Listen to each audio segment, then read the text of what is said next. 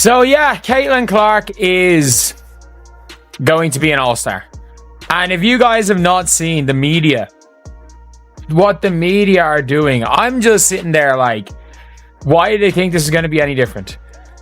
Why did they think this was going to be any different? Because most of the media who are voting for Caitlin for the All-Star team. Why? For a number. Rival fans are absolutely spiraling, and not because their team took an L, nope. It's because Caitlin Clark just strolled into the WNBA All-Star Game like she's been running the league since day one.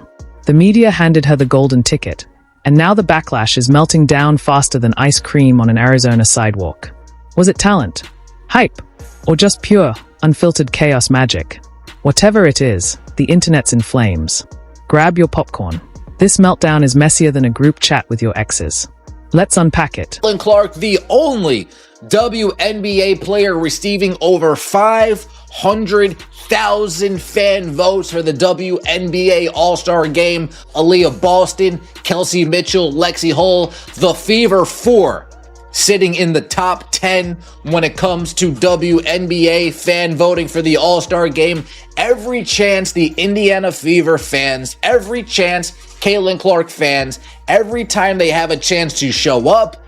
Caitlin Clark is officially an all-star. Cue the confetti, the Instagram highlight reels, and the glorious meltdown from rival fan bases who suddenly think they are gatekeepers of what earned really means.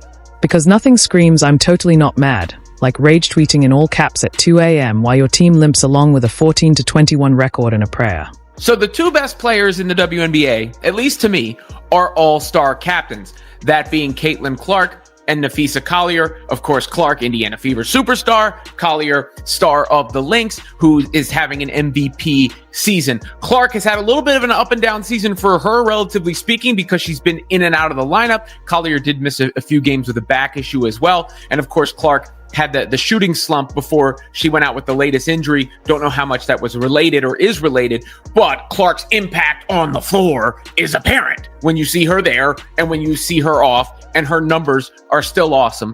Not to mention, she's by far the most popular player in the league, and this is decided by fan voting, and it makes you feel good about what the exhibition can be. Let's not act surprised. The moment Caitlin Clark stepped into the league, she didn't just bring talent. She brought gravity, the kind that shifts orbits.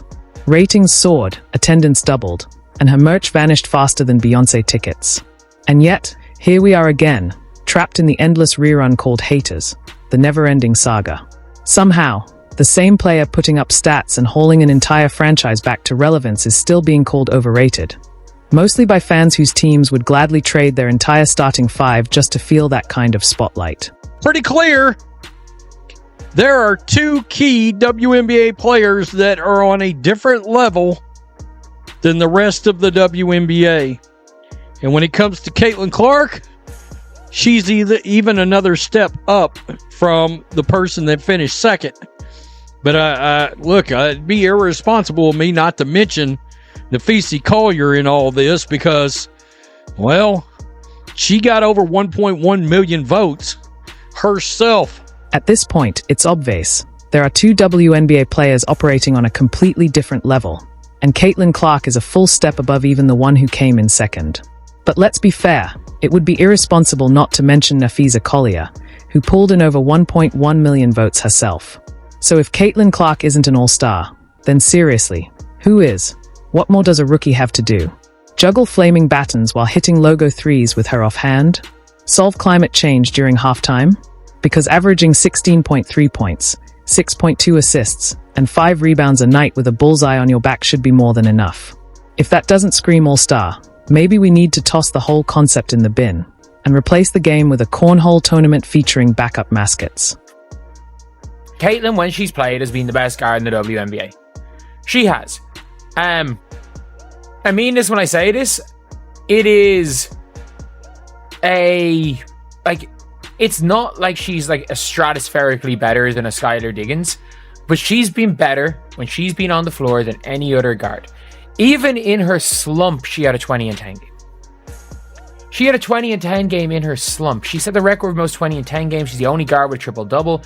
She had a 32, 9, and 8. She nearly had a 30-point triple-double in a win against the Liberty, who at that stage were undefeated. And let's cut the media bias tantrums while we're here. The media isn't down in some underground bunker cooking up fake stats. Caitlin Clark is doing what generational talents do, shifting the game just by being in it. You don't tune in because she's trendy. You tune in because every time she touches the ball, there's a chance something absolutely ridiculous might happen. She pulls up from the logo like it's light work. She threads no-look passes through defensive traffic like it's a video game glitch. And she does it all with the ease of a Tuesday night YMCA run. Honestly, some of it should be illegal without a Marvel logo stitched onto her jersey. Meanwhile, the pearl clutchers acting like she backdoored her way into the All-Star Game via secret handshakes and unmarked briefcases in shadowy parking garages are the same people watching her every move, every game, every clip, every slow-mo breakdown. Just praying for one missed rotation, one turnover from 3 games ago. You can practically hear them whispering, "Please mess up, please mess up," like it's some kind of desperate sports voodoo ritual. Clark proves once again, nobody really started to care about the WNBA until she started playing. In 2023, in the WNBA All-Star voting, they got a total of 1.17 million votes, just a year before Caitlin Clark joined the league. 2 years later, 1.29 million votes as a single player. Let's be real. Caitlin Clark could drop a triple-double, record 0 turnovers, snag 5 steals, and cure a minor illness during a third-quarter timeout, and the haters would still call it mid and start crying conspiracy. Because it was never about merit. It's about a rookie walking into the league, flipping the script, and refusing to follow the unwritten rule of wait your turn. They can't stand that she's the engine, the fuel, and the fire, all at once. Caitlin didn't beg for the spotlight. She just burns so bright it exposes every crack in everyone else's game. Her teammates are still learning her rhythm in real time. Defenses double her by default. And refs, they might as well have whistles surgically attached to their faces for how quick they are to blow them when she so much as inhales. This isn't a rookie experience. It's a crash course in how to survive a basketball Hunger Games. Well, what do you know? What do you know? Caitlin Clark does it again. Shout out to Nafisa Collier. Caitlin Clark and Nafisa Collier are named your all-star captains. Well deserved, well deserved. Caitlin Clark is the GOAT. Nafisa Collier is playing like the best player in the league right now. My front runner for MVP, playing for a dominant Minnesota Lynx team. This is right. You guys got it right. They should be the all-star captain. Meanwhile, some of the loudest critics out here couldn't diagram a pick and roll if you handed them a Sharpie, a whiteboard, and cheat codes. But suddenly, everyone's an expert on what a real all-star looks like. Let's be honest. If Caitlin Clark's name wasn't on that all-star roster, the backlash would have made canceling the game altogether look like a safer option. You can't call it an all-star game and leave out the most watched, most talked about, most influential player in the entire league.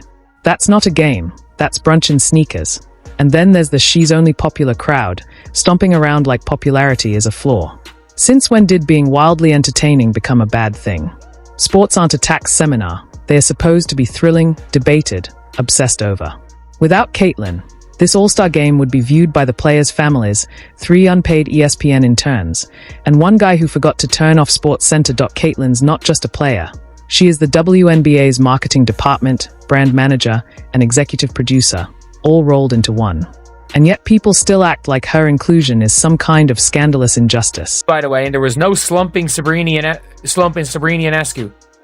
Like, Sabrina Ionescu had 32 or 34, and they still managed to win from Caitlin Clark. It is genuinely